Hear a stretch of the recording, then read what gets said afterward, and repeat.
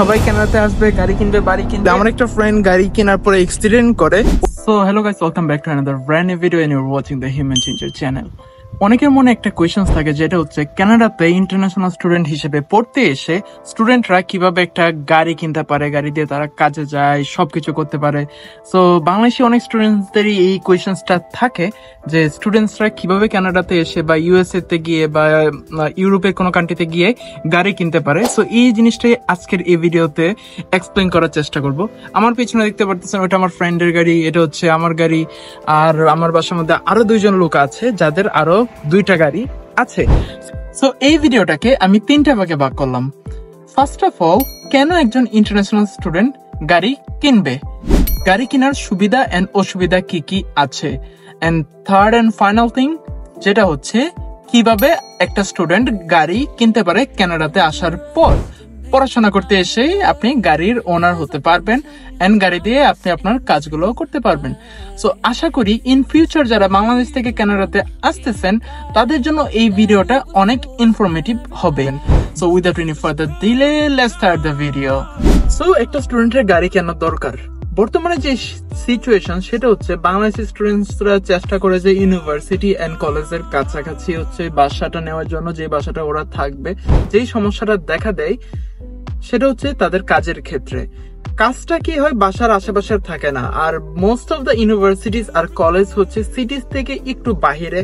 So যখন আপনি বাসাটা নিচ্ছেন কলেজের বা ইউনিভার্সিটির কাছাকাছি, তখন আপনার কাজটা হয়ে যায় সিটির ভিতরে বা আপনার বাসা থেকে দূরে। সো এই জিনিসটার জন্য স্টুডেন্টসরা যেটা ইউজ করে, পাবলিক ট্রান্সপোর্টেশন ইউজ করে। যদি আপনার নিজের পার্সোনাল গাড়ি থাকে, যে জায়গাটায় হচ্ছে আপনি আধা ঘন্টাতে চলে যাবেন, সেই জায়গায় বাস দিয়ে যেতে মিনিমাম 2 থেকে 3 ঘন্টা টাইম লাগবে। সিটিস এর উপরে একটু ভেরি করে। যদি ওটা টরন্টোর মতো সিটি হয়, 2 থেকে 3 ঘন্টা তো মাস্ট লাগতেছে, কারণ অনেক ট্রাফিক ওইখানে। নোভা স্কশিয়ার মতো একটা সিটিতে 40 কিলোমিটার যাইতে, যেমন আমি কাজ করতেছি, আমার কাজটা হচ্ছে আমার বাসা থেকে 40 কিলোমিটার দূরে ওয়ান ওয়েতে। সেক্ষেত্রে যেটা হয় কি, লাইক আমার গাড়ি দিয়ে যাইতে টাইম লাগে 28 মিনিটস টু 30 মিনিটস, আর বাস দিয়ে যেতে টাইম লাগে 2.5 ঘন্টার কাছাকাছি, 2 ঘন্টা থেকে 2.5 ঘন্টার উপরে। সো এই হলো একটা সিচুয়েশন। সো স্টুডেন্টসরা এই ট্রান্সপোর্টেশনের যে একটা সুবিধা, এটার জন্য হচ্ছে গাড়ি কিনে থাকে। আর কেউ যদি ফুড ডেলিভারি রিলেটেড জব করে থাকে, উবার, লিফট অথবা অন্যান্য যে প্যাসেঞ্জার রিলেটেড জবগুলো আছে পার্ট টাইম, সেক্ষেত্রে ওইগুলো করার জন্য স্টুডেন্টসরা গাড়ি কিনে থাকে। আর এতে করে মূল যে সুবিধাটা হয় সেটা হচ্ছে এক্সট্রা একটা আর্নিং হয়, প্লাস হচ্ছে আপনারা আপনাদের রেগুলার কাজকর্মের জন্য হচ্ছে গাড়িটা ইউজ করতে পারেন। কানাডার মতো একটা কান্ট্রিতে যখন রেগুলার স্নো পড়তেছে, অনেক ঠান্ডা, বছরের বেশিরভাগ সময় ঠান্ডা থাকে, মাত্র 2 মাসের একটা সামার থাকে। সো ওইটার জন্য বলা যায় যে গাড়িটা অনেক ইম্পর্টেন্ট। -15°C এর মধ্যে আপনি একটা বাস স্টপের মধ্যে যায় দাঁড়ায় আছেন, ওইটা যে কি ফিলিংস, ওইটা আমি প্রথম 2-3 বছর অনেক ফেস করছি, কারণ আমার কলেজের মধ্যে রেগুলার যাতায়াতের জন্য এই জিনিস আমি তো বাসই ইউজ করতাম। আমি রিসেন্টলি কিছুদিন আগে গাড়ি কিনছি। সো ওই জিনিসটা অনেক কষ্টকর হয় আর কি স্টুডেন্টের জন্য। বাংলাদেশ থেকে যেসব স্টুডেন্ট আসতেছেন তারা ওই উইন্টারের ক্ষেত্রে আপনারা হিটেড গ্লাভস আছে, হিটেড সক্স আছে, সো এই জিনিসগুলো কিনে রাখবেন। সেক্ষেত্রে উইন্টারের ক্ষেত্রে অনেক সুবিধা পাওয়া যায়। সো এই একটা জিনিসের জন্য গাড়িটা অনেক হেল্পফুল। গাড়িতে হিটেড সিট, হিটার আছে, সো আপনারা উইন্টারে অনেক সুবিধা পাবেন। কমিউনিকেশনের অনেক সুবিধা, এক্সট্রা আর্নিং এর অপরচুনিটিস থাকে। সো এই যে বিষয়গুলো আছে, এইগুলোর জন্য হচ্ছে স্টুডেন্টসরা গাড়ি কিনে থাকে। ইভেন জবেও অনেক সময় অনেক প্লাস পয়েন্ট পাওয়া যায় যদি আপনার কাছে গাড়িটা থাকে। তো এখন যদি আমি কথা বলি গাড়ি কেনার সুবিধা এন্ড অসুবিধা নিয়ে, সেক্ষেত্রে আমি যেটা বলবো, আগের যে পার্টে আমি কথা বললাম সেগুলো সবগুলো হচ্ছে গাড়ি কেনার সুবিধার মধ্যে পড়ে। এখন অসুবিধার কথা বলি।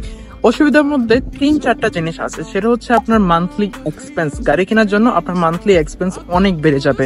দেন গাড়ির একটা পেমেন্ট থাকে, এন্ড গাড়ির মেইনটেনেন্সের একটা খরচ থাকে, আপনার গাড়ির ইন্স্যুরেন্সের একটা খরচ থাকে, এন্ড হচ্ছে গাড়ির ফিউল কস্ট। সো এই জিনিসগুলো কিন্তু আপনি গাড়ি কিনলে গাড়ির সাথে অটোমেটিক অ্যাটাচ হয়ে যায়। সেক্ষেত্রে আমি ফার্স্ট অফ অল শুরু করতেছি গাড়ির ইন্স্যুরেন্স নিয়ে। এই যে আমার সাথে দেখেন একটা সুন্দর গাড়ি, লাল স্পোর্টস কার। সো গাড়ির ইন্স্যুরেন্স নিয়ে কথা বলি। গাড়ির ইন্স্যুরেন্সের মধ্যে যে জিনিসটা থাকে, আপনি যদি এরকম একটা স্পোর্টস কার নেন আর আপনি যদি এরকম একটা রেগুলার গাড়ি নেন, সেক্ষেত্রে যে ডিফারেন্সটা থাকবে, ওই গাড়ির জন্য ইন্স্যুরেন্স হবে আপনার মান্থলি মিনিমাম $700 থেকে $800, কারণ এটা হচ্ছে একটা স্পোর্টস কার, আর স্পোর্টস কারের অ্যাক্সিডেন্ট রেশিওটা অনেক বেশি, সেক্ষেত্রে গাড়ির ইন্স্যুরেন্সটা বেড়ে যাবে। এন্ড যদি আপনি এরকম একটা রেগুলার গাড়ি নেন, এরকম একটা রেগুলার গাড়ি নিলে যে জিনিসটা হবে, আপনার ইন্স্যুরেন্সটা অনেক কম হবে, কারণ এটা রেগুলার একটা গাড়ি, আপনি হচ্ছে কোনো স্পোর্টস মোড নাই ওই গাড়িতে। আপনার যদি গাড়িটা বাই এনি চান্স কোনো অ্যাক্সিডেন্ট হয় কোনো কিছুর সাথে, সেক্ষেত্রে ইন্স্যুরেন্স কোম্পানি আপনার গাড়িটাকে রিপেয়ার করবে এন্ড অপোজিট সাইডে যে থাকবে ওর গাড়িটাকেও রিপেয়ার করবে।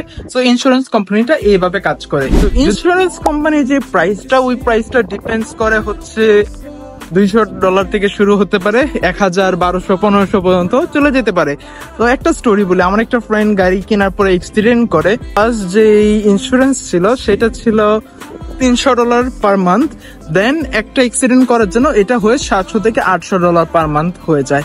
সো এইভাবে হচ্ছে ইন্স্যুরেন্স কোম্পানি কাজ করে। ইন্স্যুরেন্স কোম্পানি আপনাকে হেল্প করবে, কিন্তু পরবর্তীতে আপনার মান্থলি যেই পেমেন্টটা আছে ওইটাকে ওরা বাড়িয়ে দিবে। আর ইন্স্যুরেন্স ছাড়া আপনি কানাডাতে গাড়ি ড্রাইভ করতে পারবেন না, যেহেতু এটা একটা ম্যান্ডেটরি জিনিস, আপনাকে ডেফিনেটলি ইন্স্যুরেন্স নিয়েই গাড়ি চালাইতে হবে। তো এরপরে হচ্ছে ফিউল কস্ট। গাড়িটা যদি আপনি রেগুলার স্কুল, ইউনিভার্সিটি বা কলেজে যাতায়াতের জন্য ইউজ করেন, আর অন্য দিক দিয়ে যদি আপনি ফুড ডেলিভারি বা অন্যান্য কোনো উবার, লিফট এরকম প্যাসেঞ্জার রিলেটেড কাজে ইউজ করেন, সেক্ষেত্রে আপনার ফিউল কস্টটা ডিফারেন্ট হবে। তো ফুড ডেলিভারি, উবার, লিফট এইগুলোতে হচ্ছে যে আপনি গাড়িটা বেশি চালাবেন, সেক্ষেত্রে ফিউল কস্ট বেশি হবে। এভারেজে $500 থেকে $600 একজন পার্সন উবার করতে গিয়ে গ্যাসে খরচ করে, আর রেগুলার ইউজেজের ক্ষেত্রে আপনার $200 থেকে $300 ভিতরে আই থিঙ্ক কস্টটা হয়ে যাবে। নেক্সট আরেকটা যেটা বিষয় হচ্ছে গাড়ির পেমেন্ট। স্টুডেন্টসরা যেটা করে, অনেকেই, বেশিরভাগ স্টুডেন্টসরাই গাড়িটা কিনে হলো আপনার একটা মান্থলি পেমেন্ট টার্মের মাধ্যমে, যেটা আমিও কিনছি। সো মান্থলি পেমেন্ট টার্মের মধ্যে যেটা হয় কি, লাইক যখন আপনি একটা গাড়ি কিনতেছেন, ওই গাড়ির মধ্যে আজকে অনেক বাতাস, তো ওই গাড়ির মধ্যে মান্থলি পেমেন্ট টার্মে যদি আপনি গাড়িটা কিনতেছেন, সেক্ষেত্রে 5 বছর, 3 বছর, 2 বছর, 4 বছর এরকম একটা টার্ম থাকে। আপনি এভরি মান্থ একটা অ্যামাউন্ট পে করবেন, আর এতে করে গাড়ির পেমেন্টটাও আপনি কমপ্লিট করে ফেলবেন ধীরে ধীরে। বর্তমানে আমি আশেপাশে, যেহেতু আমার অনেক ফ্রেন্ডসরা গাড়ি চালাচ্ছে, গাড়ি কিনছে, সেক্ষেত্রে ওদের থেকে আমি একটা আইডিয়া দিতে পারি।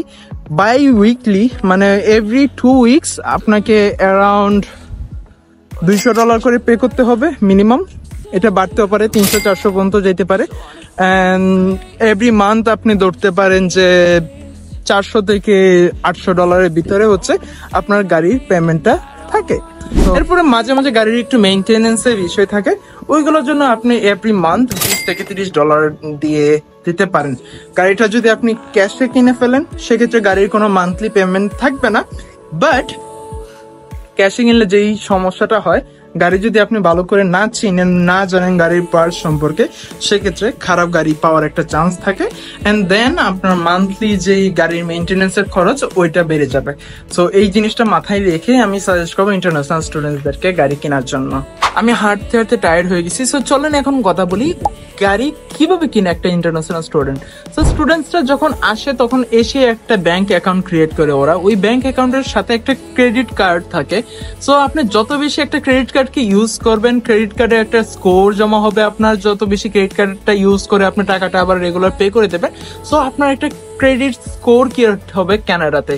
সো আপনি যাই কিনতে যান না কেন, আমার অনেকটা ভিডিও ছিল আইফোন কিনা নিয়ে, যে কিভাবে স্টুডেন্টসরা আইফোন কিনতেছে।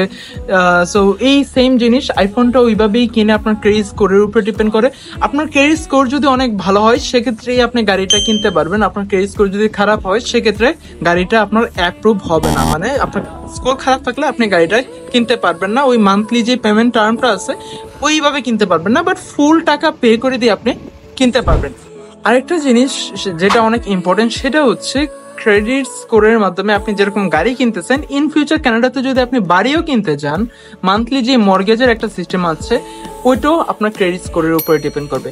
সো আর যাই করেন না কেন, ক্রেডিট স্কোরটাকে কানাডাতে আসার পর অনেক ভালোভাবে মেনটেন করতে হবে। এতে করে আপনি গাড়ি, বাড়ি, ফোন সবকিছুই অনেক সুন্দরভাবে কিনতে পারবেন, স্মুথলি কিনতে পারবেন, কোনো ধরনের সমস্যা হবে না। সো স্টুডেন্টসরা কিভাবে গাড়িটা কিনে, ওরা একটা ডিলারশিপে যায়, যাওয়ার পরে ওদের একটা চুজ থাকে অলরেডি, ওরা অনলাইনে দেখে থাকে যে আমার এই গাড়িটা পছন্দ, আমি এই গাড়িটা কিনবো, এই গাড়ির স্পেক টেক সবকিছু আমার অনেক পছন্দ।